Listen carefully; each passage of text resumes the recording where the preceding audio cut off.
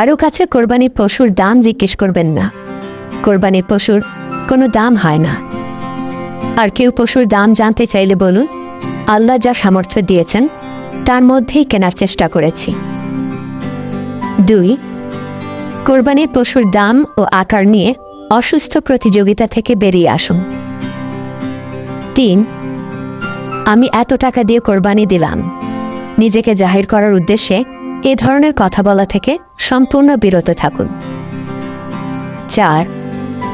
কোরবানির পশু কেনার পর বাজার দর যাচাই করে দামে ঠকে গেছি এ ধরনের আফসোস করবেন না। 5. কোরবানির গোশতের ওজন ও পরিমাপ নিয়েও কথা বলবেন না। কোরবানির পশু বাস্তবে দেখে ও ভালোভাবে বুঝে কিনুন। অনলাইনে কিনতে গেলে অধিকাংশ ক্ষেত্রেই ঠকার সম্ভাবনা বেশি।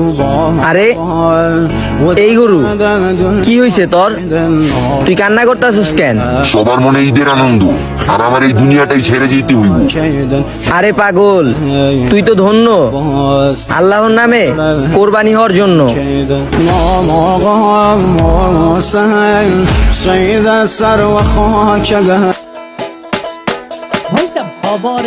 হবরে খান দেরি হইয়া যায়, আতুর লাগে ঈদের নমাজ ভরিও হালায়। ভাইসাব হবরে খান, ভাইসাব খবরে খান দেরি হইয়া যায়, আতুর লাগে ঈদের নমাজ ভরিও হালায়। ভাইসাব খবরে খান, এইটা রেস্টিভ খবর তো একখান, এলাকা ভর্তি সানায়া না।